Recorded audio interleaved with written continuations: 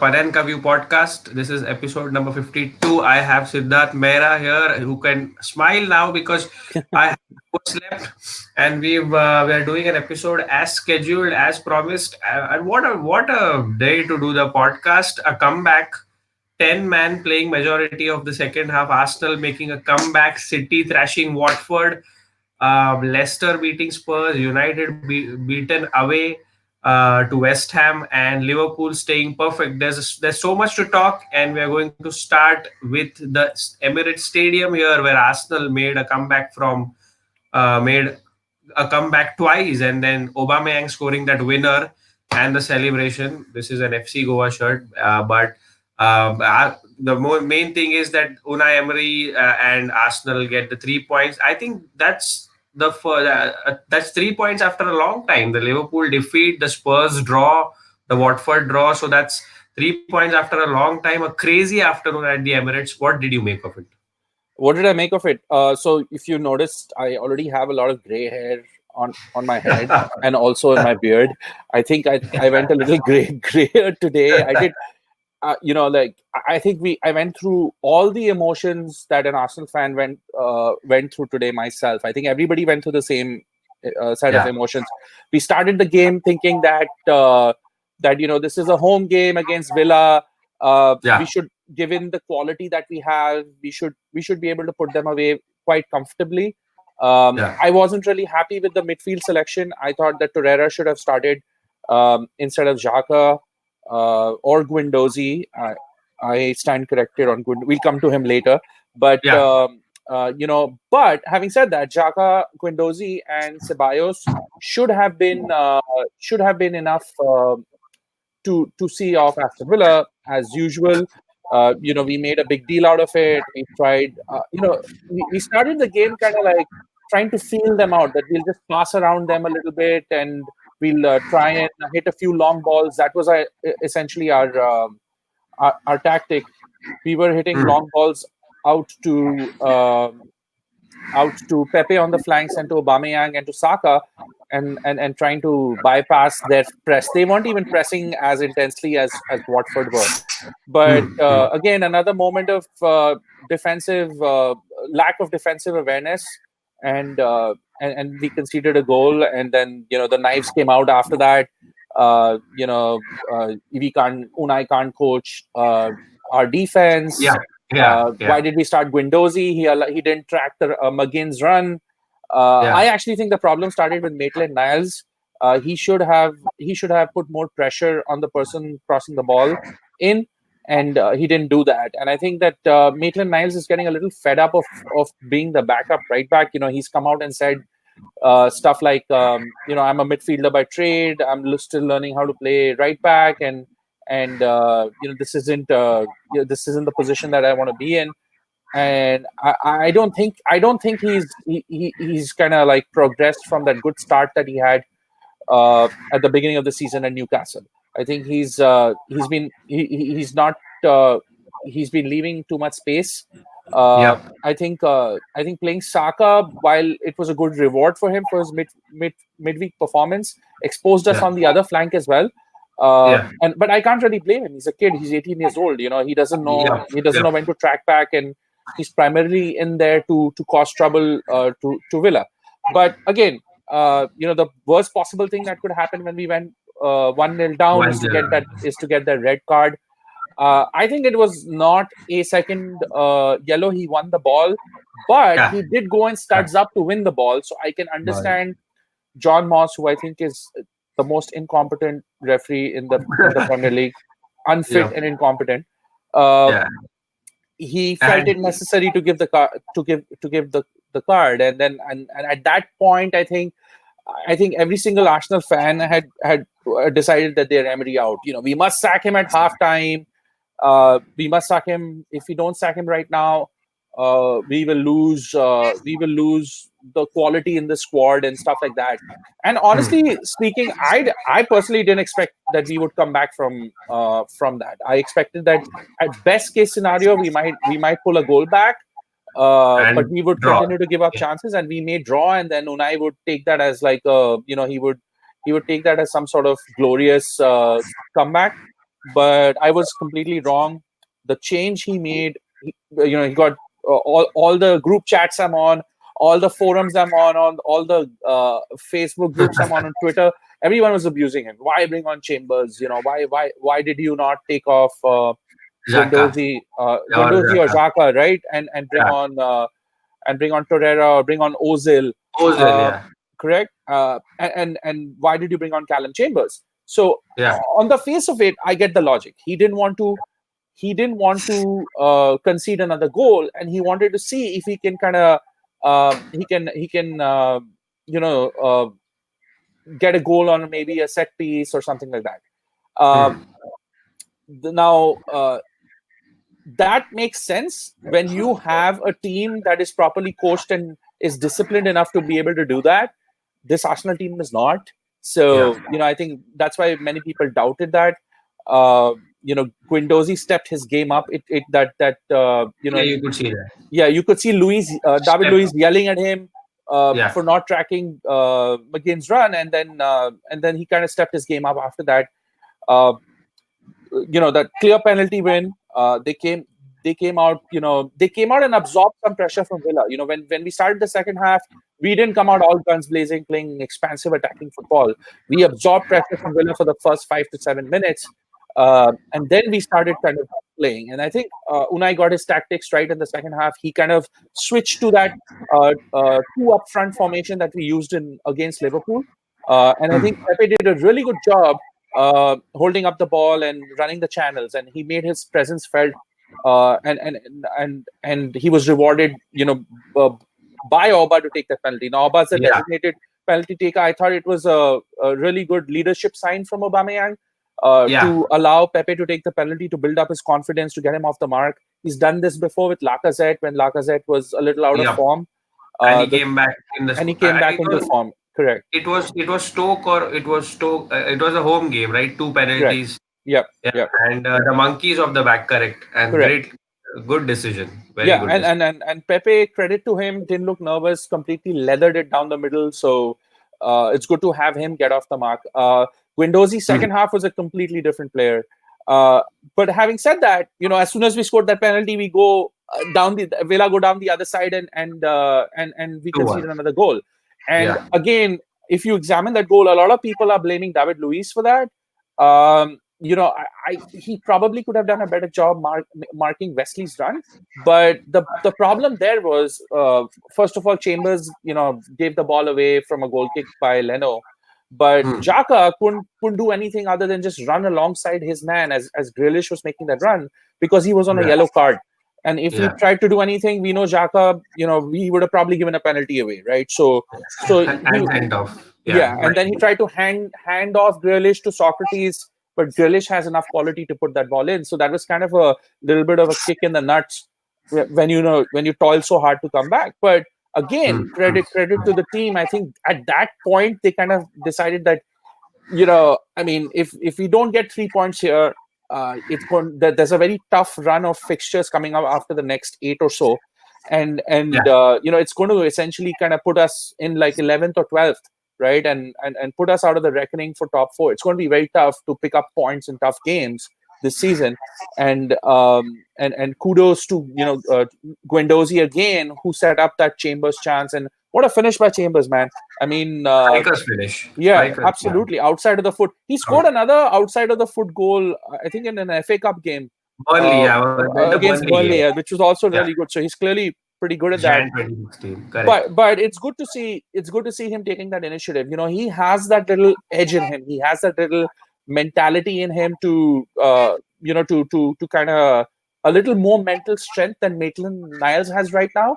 So even Yeah. if he plays right back, I think a lot of us view Chambers through the lens of that Jefferson Montero, who kind of destroyed him when he was playing right back for us in a game away at Swansea, or at home. But he has a little bit of a mental edge over Maitland Niles. He's actually played for a lot of for the two teams he played for got relegated, but he was the player of the season for Yeah. Fulham Yeah. last year, right? And he Yeah. came out with like looking really good. So good on him.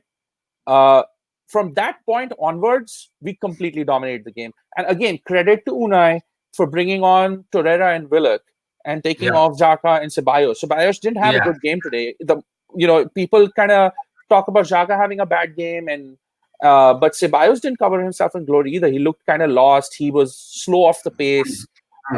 The Villa midfield was bypassing him. He was always playing catch up. Bringing Yeah. Torreira and Willock on completely changed the midfield domination. I think Yeah.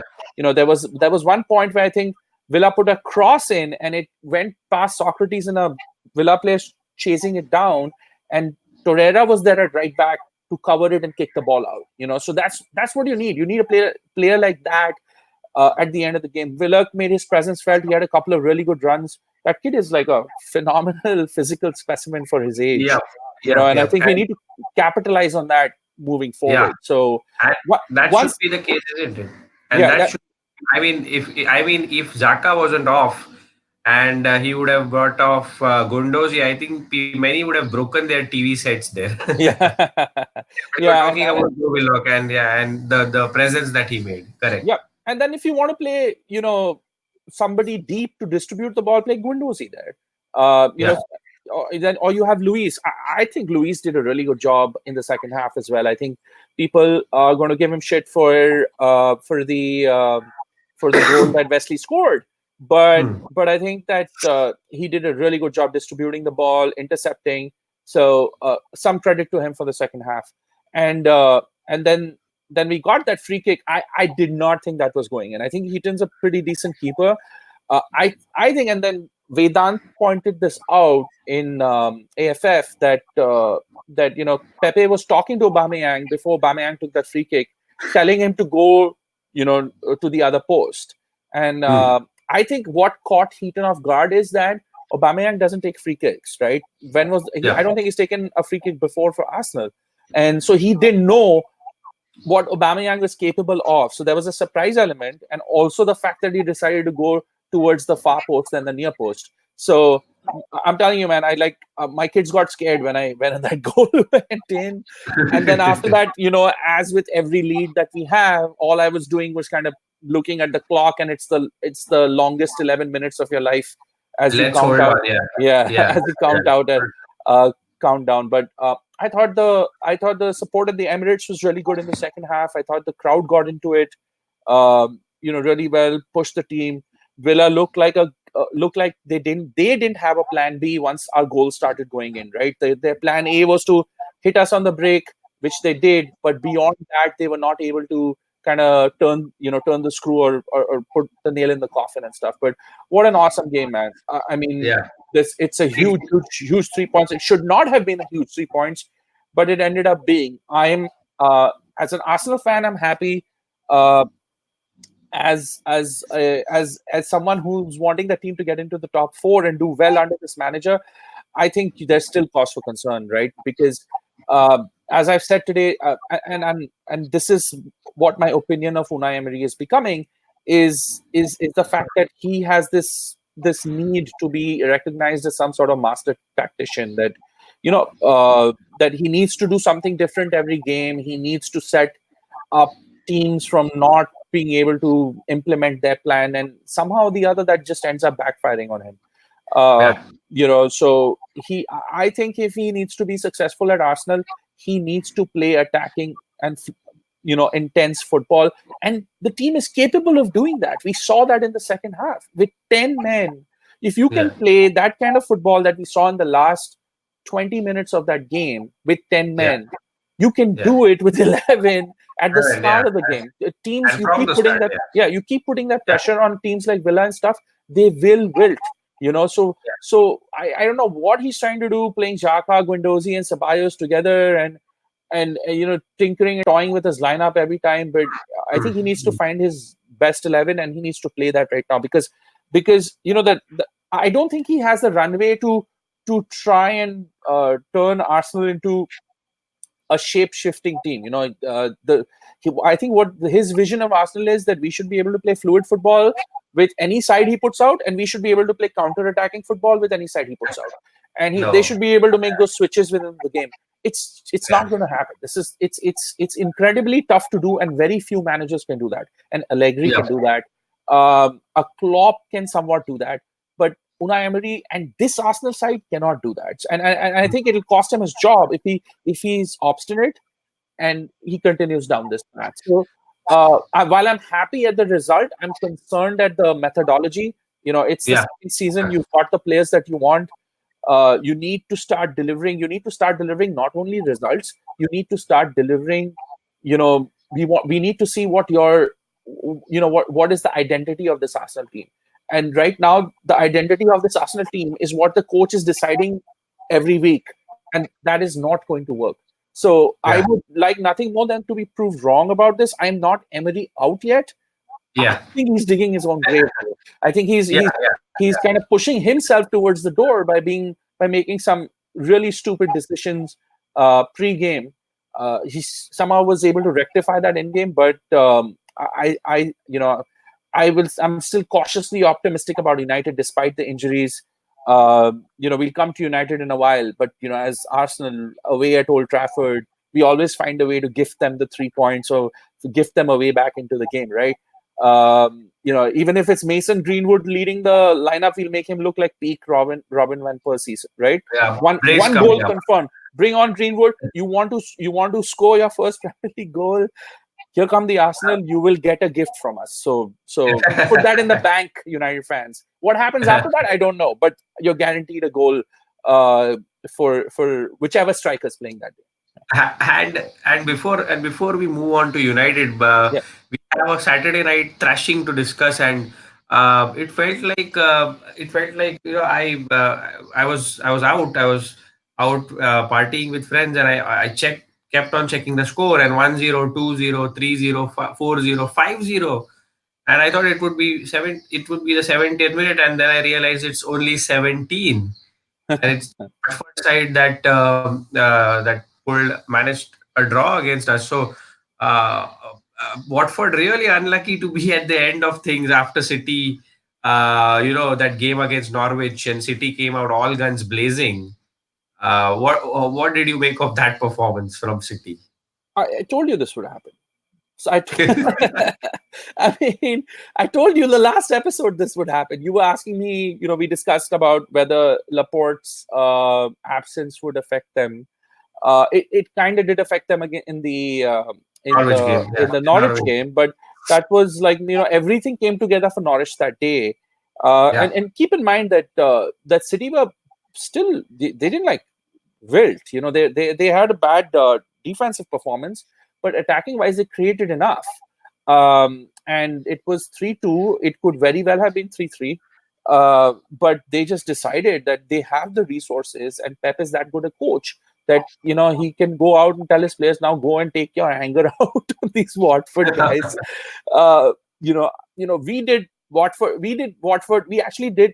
I call them Abu Dhabi FC now, yeah, just yeah, to yeah. irritate my fellow City fans. I still love you. Don't worry. All 17 of you now.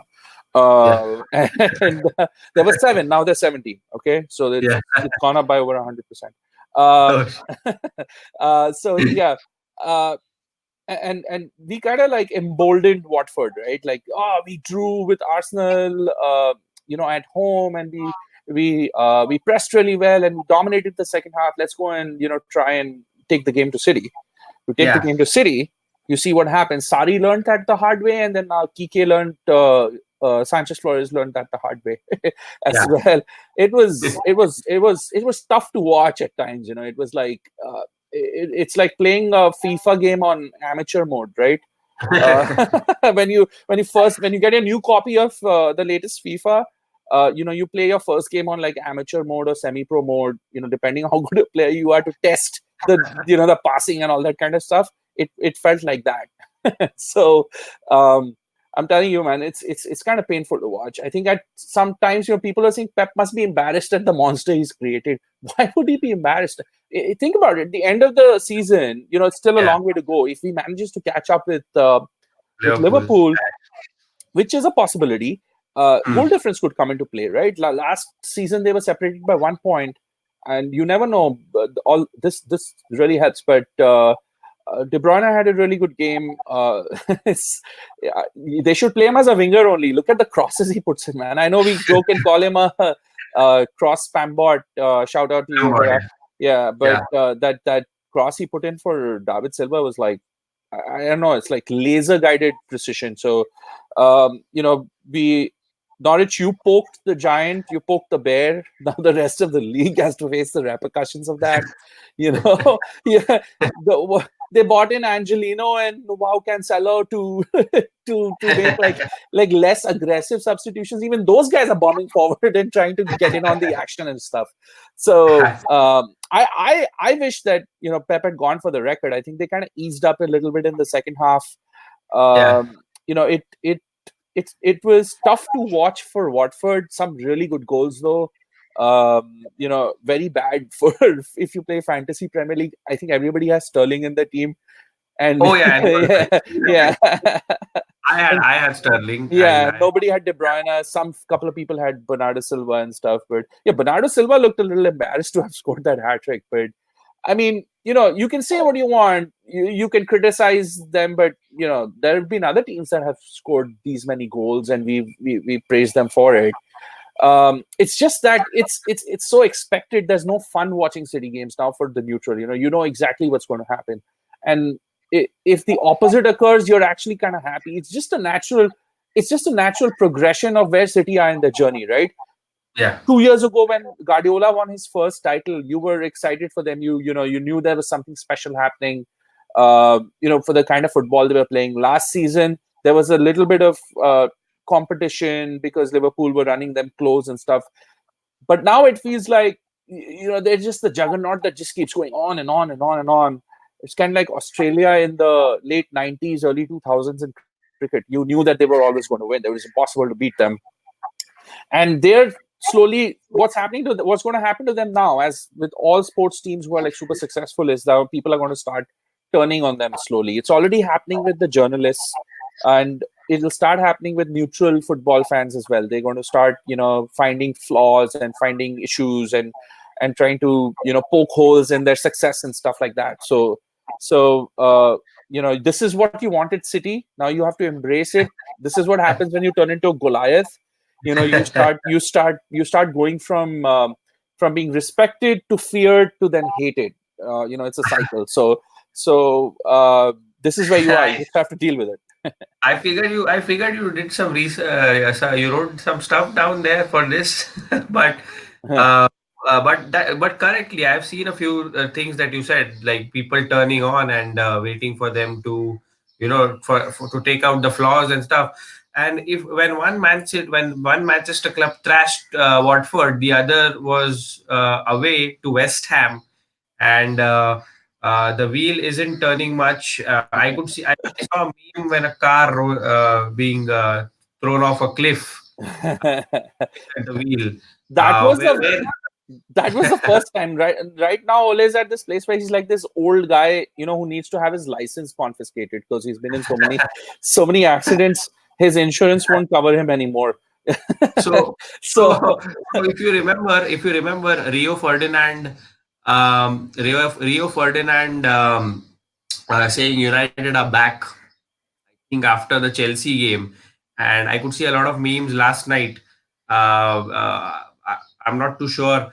I have to check on the video again. But then again, let's go back to the game now. 2-0, and a significant improvement over Mourinho, I should say, where the team won. they, they didn't But they didn't concede yeah, three goals.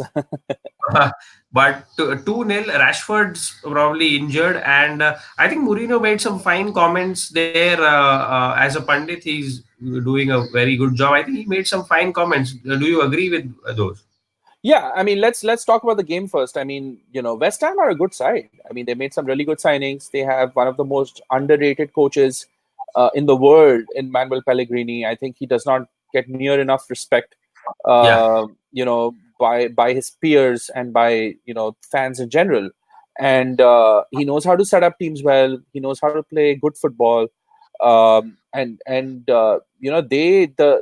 biggest credit you can give West Ham is and their fans is they kind of expected to beat United at home because they knew they yeah, had more quality than them. I know Pogba wasn't there and Martial wasn't there, but look at that midfield that West mm, Ham had today. You could, yeah, almost every single player there. You could even argue that Noble could fit into United's midfield. You could if a Felipe Anderson is exactly what United need. A Pablo Yeah. Fornals is exactly what United need. A Yarmolenko it could be what United need. So, if you're talking man to man, I would say West Ham actually had a better team, Hmm. and they won the game comfortably. United did create chances, but they didn't look like they were in the game at any time. Right? There was this big chance for Harry Maguire that Fabianski saved, but that's what Fabianski does. He's an excellent shot stopper, and you're going to get that out of him, right? And that Cresswell free kick was out of the blue, but and a really good free kick. But West Ham didn't look exposed or under pressure at any point during that game. And at least towards the end of the game, United didn't have a plan to kind of put them under intense pressure. And I've said this in the past. We know very well that Ole Gunnar Solskjaer has the ability to set up teams on the transition. That was his one trick that got him those initial set of wins and the PSG win, which got him the contract. But since then, it's been relegation form, so especially away. So, Yeah. Yeah. there's cause for concern with him. I mean, we don't know. I don't know if he can play. He can coach, attacking football. He sold Lukaku. Alexis is gone. I mean, Alexis wasn't doing much, but like Mourinho said, and I think this is one thing I'd like to highlight. Tactics Jose and Pandit Jose are my favorite avatars of Jose. Hmm. He makes some very astute points on that Sky panel whenever he's on. And while he did take a shot at Ole, saying that they bought 3 players in who've had some impact, they actually look worse than they did when they were under him.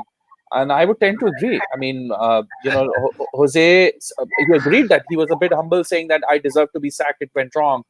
But he hasn't seen any improvement, and I don't think I think even the most dedicated United fan will have to have red tinted glasses on to say that this has been a success or give Ole more time. You could be in big trouble if you give Ole more time. I mean, Jose said something very astute about Rashford that I agree with. Yeah. He said that Yeah. he's a really good player, and I Hmm. feel bad for Rashford. He got that groin injury. A lot of Hmm. people are saying that's because of the double training sessions that Solskjaer has been running and stuff. That's why this injury crisis has happened, and things like that. But I don't know. But he said that Rashford's a good player. He'll get you, 10 to 15 goals a season, but he can only play in space. He's really good at exploiting space, and he can only play in that transition sort of mode. He Hmm. can't play with his back to goal. He can't hold the ball up when you're playing against a team that's sitting and waiting for you on the counter and stuff. So I think that's a very valid point. There's no doubting Rashford's talent. But I think United, they're a little thin in terms of the squad, in spite of having spent so much money, and also in terms of Solskjaer's tactical nose and his capability. Right, he's not done anything to show that he's flexible or he's gained a tactical advantage on anyone above mid table and above to justify the faith in him. They always Yeah. you look at the United fans, the sensible United fans' reactions to some of these games. Even the game they won against Leicester City, most people were not happy with the way they played. They kind Yeah. of need to win there, but They edged it. Yeah. yeah, Just. you can see Just. that there's issues there. In terms of the way they set up and the way the game plan and things like that. And it also looks like, if I'm not wrong, there's not a lot of happiness within the squad. I mean, you have this video doing the rounds on Twitter with where Phil Jones is sitting behind Ed Woodward, and apparently it looks like he's saying you're getting sacked in the morning, and then Ed Woodward turns around to him and says that shut up, you're on camera. So I mean, if a squad player has the balls to say that while sitting behind the CEO of the club, there's something wrong there. Yeah. I think the problems run deeper. Really, I mean, you could take out a Ole and bring in a Pochettino, whoever it is that your ideal coach is. But I think the structure once Ferguson left got completely destroyed, which is why no manager has been able to be successful there. I mean, Jose won 3 trophies in a season, but look at the gulf between him and City in the league that season, right? They were second in the 19 league, but points. that was Yeah. like one of the most one-sided leagues that has ever been won in the history of the Premier League. So I think there's a lot of work needed at United behind the scenes in order to get Yeah, them back to their glory days. correct. And I think that I still haven't seen anything from Solskjaer to to say that he deserves to be given more time or a winter transfer window that needs to be very aggressive and stuff. I think you bring in someone proven. I think you bring in someone who can at least make a run for top six. Otherwise, they're in Hmm. danger of kind of falling out. They're susceptible to teams like Leicester and Everton. To be out of the race for the top six. There's an El Sakiko next week. On Twitter. uh, We, if United are in bad form and Arsenal are going there to Old Trafford, and Mason Greenwood gets a brace, how about that? See, Like, everyone will call for Unai's head if we lose there. yeah. Um, I think we have enough individual quality to be able to win. Will we win? I don't know. Hmm. Hmm. So it's Hmm. so unpredictable. If we play the game that we can, we should be able to overcome them. Even last season we looked comfortably the better team against them. But then, the moment we scored that Lacazette go-ahead goal, we let Yeah. Lingard equalize. So if we can overcome those situations, then individual quality dictates that we should be able to win. But I would take a draw. Uh, you know, and then obviously people will say that, oh, there's no progress. We call for Unai's head.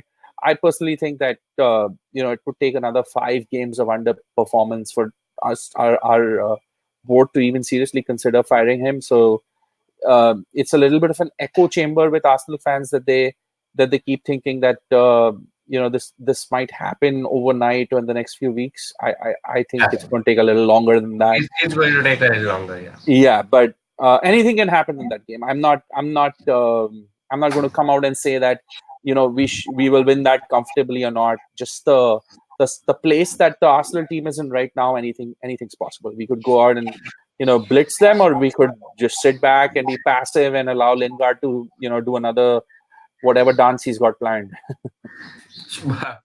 Okay, that's for next week, but we are still discussing this week and the two more results that the big one at Stamford Bridge, Liverpool staying perfect, 6 out of 6, 18 points out of 18, and Chelsea kind of played some fearless football. I mean, Frank Lampard has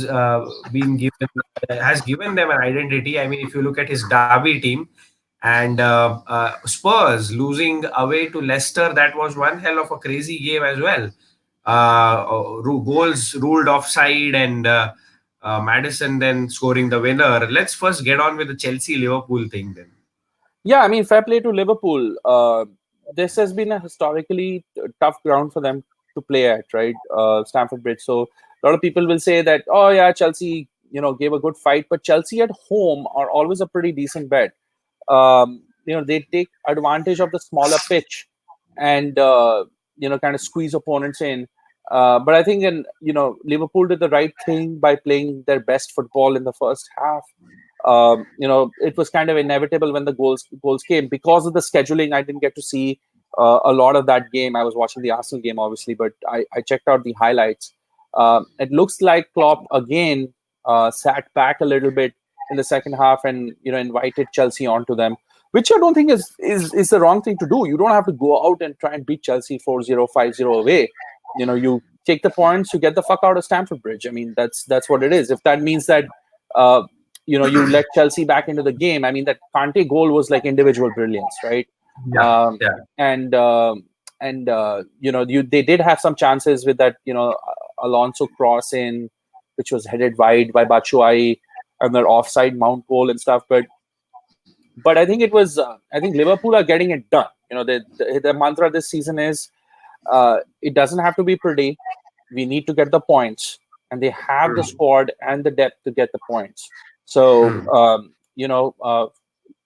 Chelsea keep looking like they're on the verge of breaking out. They had they had a really good weekend last weekend with Tammy Abraham getting a hat trick. And I will hold my hand up and say I didn't expect him to be successful. I was questioning him being started over Mishi Batshuayi, who I think is a decent striker, but he's obviously Lampard knows him better than I know him, and he's done really well. He kind of reminds me a little bit of a young Adebayor, just the Hmm. way his frame is and the way he moves and stuff. He's Hmm. kind of a little lanky and a little all over the place, but somehow the other he managed to create space for himself. So I'm excited to watch him. Chelsea are good to watch under Lampard. That's good, but he seems a little naive in terms of his tactics. He Hmm. wants he seems to want to be a philosophy coach, and like I said last week, that being a philosophy coach, if you don't already have your ways set and stuff, takes a little bit of time. And if Chelsea are patient, they will probably bear this will probably bear results for them, because he clearly has the authority. He knows how to lead guys, which is why the youngsters and some of the older players are responding really well to him. Hmm. uh, but you can't expect him to come out and like out tactic somebody like a Klopp or a Pep. Even Ole got the better of him. On day one or season one. Yeah. They should focus on trying to beat the smaller teams and get what Yeah. they can get out of playing the bigger teams, and use this as like a learning process. I mean, I'd be very happy if Lampard has moderate success this season. The moderate success I say because they're like in the chasing pack as far as we are concerned. So, but it's good to see him being given a chance by Chelsea and stuff. On the flip side, I think Klopp needs to kind of drill into his squad, like, that somehow or the other they need to maintain this 5 point gap, and Yeah. just For find sure. ways to win till they meet City. Yeah. And 7 points were not enough last season. 7 point lead wasn't enough. they bottled it a bit, though. I mean, Yeah. to be Yeah. honest, it was like almost those 7 points were gifted to them. They weren't expecting to get those 7 points, and when they got Yeah. that 7 point lead, they didn't know what to do with it. Could But have this been a 10. Yeah. Yeah. Yeah. correct. Sorry. So this season, they are coming into this season with a 5 point lead, knowing that they bottled a 7 point lead before. So they should be in a better place to handle that lead. Yeah. But I expected Liverpool to win this game. They did. So props to Klopp on that one. And correct, 7 point lead. And if you could see, Liverpool didn't lose till the last day. Haven't lost yet. They Yep. haven't lost game after that City loss away, and they've just drawn. And that lead, that might be playing somewhere in the back, but the bottom line is they are putting the game to bed and getting those points that matter. Yep. Well, a crazy Leicester and Tottenham game there. Leicester edging out Spurs 2-1. Leicester beating Spurs 2-1, and a crazy day for VAR as well. Two goals chalked off. VAR coming into picture, but Madison with winner, and Spurs in a bit of bother. Let's get on with that game there. Yeah. I mean, been saying this for a while. We've all been saying this for a while that Tottenham squad has had a lot of luck. I mean, they uh, they somehow stumbled into fourth place last season. Sorry, third place last season, right? They ended third, right?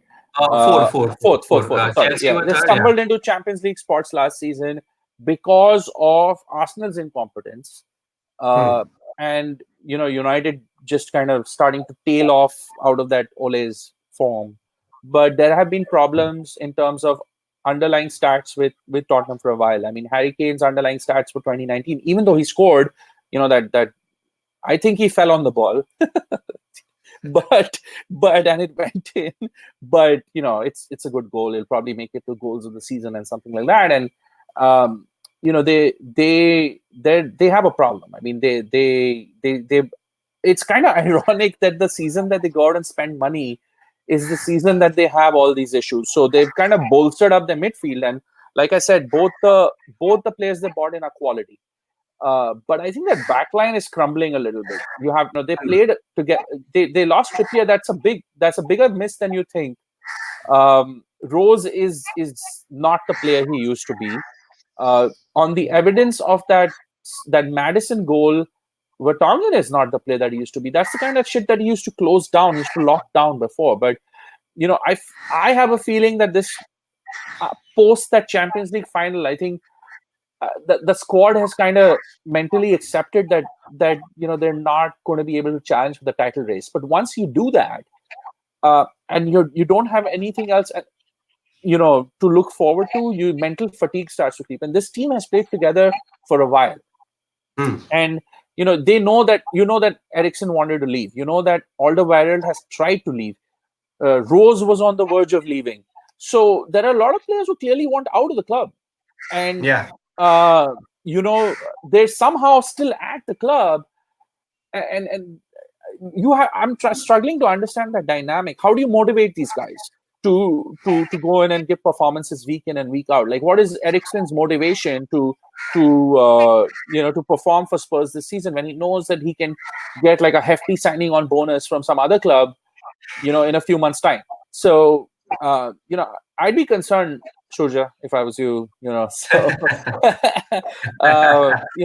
they haven't looked good. That Crystal Palace game, yeah, I mean, that was decent, but overall they struggled. They haven't won an away game in months now. So, and once that goal was chalked off, it's like they mentally crumbled. They just completely handed all the initiative um, to Leicester City. And Yeah. fair play to Brendan Rodgers, man. I mean, he kind of motivated his team. He's got a decent tactical setup as well. And they're sitting pretty in third place right now. Let's see how long they can sustain it. Uh, Pretty much. The fact that we spoke that they're regressing slowly, and one more thing that is that the season that they go and spend money, this happens. Well, it's still a long way to go in the season, and I think we've spoken pretty much about everything, about almost all the top games. And Watford, by the way, 8-0. It felt like FIFA on amateur mode. And by the way, I was checking Footmob, and I was going to say Granada are on top of the La Liga table, but then I saw Real Madrid won. Just now, check the score. Real Madrid are back above. Isn't Athletic Bilbao? Yeah, Bilbao is Bilbao top. is top. Bilbao Yeah. is top. Real Madrid is second, and Granada was atop of the La Liga table, and Yeah, they they're beat they beat Barcelona, right? yeah, they beat Yeah. Barcelona. And, Yeah, I uh, mean, interesting to see how that plays out. I mean, Barcelona fans are the most spoiled kids on the planet. no, uh, you got someone coming for you again. I don't care. I mean, there's Faulty. Yeah. Valverde. I think uh, it's what I said. I had posted a graphic the other day that showed big chances created and goals scored by players Yeah. in Europe's top five leagues last season, and Messi is like so far off everybody else. It's kind of shameful. And then there's like a cluster of all the other players that you normally include Yeah. or you normally think of. The standards for him and any team or any coach that is coaching a team that Messi is in are so high. Anything less than if you don't win the Champions League but you win the league, it's still gets considered a failure. Hmm. So you have to. I understand Barcelona expected to win La Liga every year. There's still a long way to go. Zidane has some sort of voodoo magic that people hate him, but he still somehow gets results. Like some Madrid fans just think he's an absolute clown, but this guy delivered you like a Champions Leagues back to back. Yeah. Uh, Three. yeah. Yeah. So Three. And he was there in the 2014 one as well. So yeah. So I mean, I'd watch La Liga for a few more games before piling pressure on somebody like Valverde. I think he's earned the right to kind of put his you know plans into place. Keep in mind that they have quite a few new players that they're trying to bed in as well, right? They have Frankie De Jong and they have Griezmann and Firpo and all these guys that they need to integrate into the team. So there's hmm. still a long way to go. Hmm. If you're just calling for him to be sacked right now, and and replaced by, I think the name that's been going around is Setien, right? That PK Setien. They want him in instead. So I mean, what are you going to do? Bring him in and then decide that the season is a wash? For somebody like Barcelona, that's unacceptable. So, are you willing Unacceptable. to Yeah. write off a season and allow a new guy to impose his plans, or go with the guy who's given you some success? I mean, you're not getting the Champions League that you want every year, but it's incredibly tough to do that. So, I think it's a little bit of an overreaction as far as Barcelona is concerned. And Yeah. by the way, I know we you don't much watch much of Serie A, but Ramsey scored this weekend, got his first goal for the club, So, and contrary to popular belief, I was unable to watch the Juventus game, but good on Ramsey. I told you he will do bits in that league. They will not be able to handle his in the box, late arrival into the box, and they just haven't played a midfielder like that in Serie A. There hasn't been a midfielder like that in Serie A for a long time. So I expect him to be mega successful there. I did hmm, watch the Derby della Milan. Madonnina. Yeah, I've watched Oh, the entire game. So I like watching Conte's teams. I think he's oh, one okay, of yeah. yeah, I think he's one of the best coaches at setting up teams. And I thought that that was a very good game for Inter. It's nice to see Lukaku getting some recognition. He scored a really, really good goal. Yeah, People will yeah. say that it was a header. That's what he's good at and stuff. But that was a really good header. I mean, that no keeper was saving that. But I like watching contest teams, so I will be watching a lot of the main games in Serie A Hmm, this season. hmm, I don't hmm. watch it week in and week out. It puts me to sleep. Usually watch it around lunchtime, and then you Is it? feel like drowsy after that.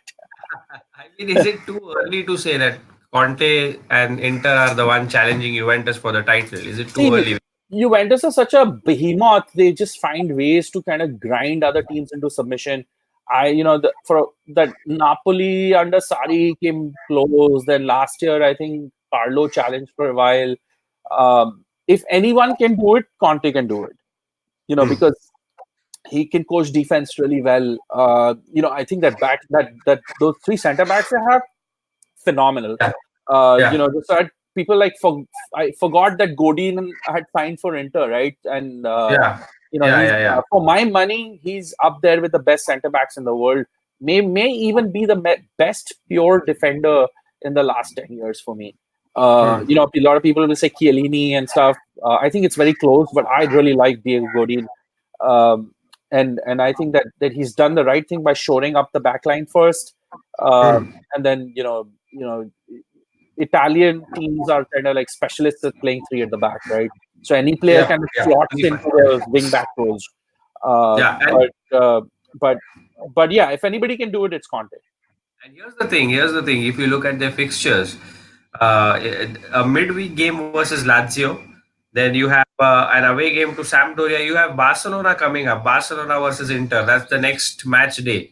So Yeah. Inter, Barcelona, and then they have Juventus in the Serie A. So some tough games coming their way. Then you have Sassuolo away, but then you have Borussia Dortmund. So five games. The next five games are going to be tricky for Antonio Conte and his side. But yeah, well put. I mean, he's very, very good with setting up teams, and he can really get that defense going. And I mean, I think they are a force to reckon with this season. I mean, it's too early to say because with the depth that Juventus have and the way they've been grinding out results, it's too early to say that there's a challenger for that title. So I think we've spoken pretty much everything on this episode, and some a very good Arsenal comeback means that the Monday starts off well. No Monday My blues. week is made. My week is made. Oh yeah, absolutely. Yeah. And the fact that I haven't overslept, we've done an episode on a Monday. This could have been a Sunday morning, Monday morning live anyway, but this is a Yeah. normal episode. This also goes on to audio. So if you're keen enough on Google and Apple podcasts, you can get yourself. You can listen to this there as well. So, any final thoughts on the episode? Any final thoughts on the coming weekend? Yeah, I mean, obviously, the coming weekend is actually all about next Monday, right? With Monday Arsenal, night, yeah, yeah, with yeah. Arsenal and United. So nervously looking forward, cautiously looking forward to that. Um, you know, there's a Forest game in between with the League Cup, but I don't really care about that. I mean, obviously we'll play the kids in that as we should, and of course, you know that's Guardiola's favorite trophy, so nobody else is Oh going to get shit. a shot at that. That and you know he uses that tournament to just stat pad his trophy count. I mean, I mean, what are you going to do? Looking forward to all the build up. Obviously, it's going to be a lot of stuff. Going to go back and watch the extended highlights of the Arsenal game probably 2 or 3 times. No, we must try and we must try and do an episode immediately following United Arsenal, if possible, Yeah, next. if possible, let's see. And Yeah, if any because United fans want to come on, and depending on the result, yeah, uh, mess with me or not, or take a little bit of banter. We'll see. But yeah, should be another decent weekend. and It's Vedant got it Barclays. right. Yeah, and Vedant got it right in the FA Cup. He predicted a 3-1. Yep. He kind of after that Socrates injury gave away the game. Like anyway, but then the home game 2-0. So really looking forward to that game next Monday night. It Yep. should be a great week. No, obviously, I think we would be missing the Carabao Cup, but anyway, good, well put there. So if you're listening, this has been a very good episode. Do listen to it. Do like, comment, share, and subscribe. It's episode number 52, and we will be back again. And I think we will be back post the United Arsenal game. So Sure. until for now, here's Siddharth Mehra and host Prasad signing out on this episode of the Panenka View podcast. Cheers, guys.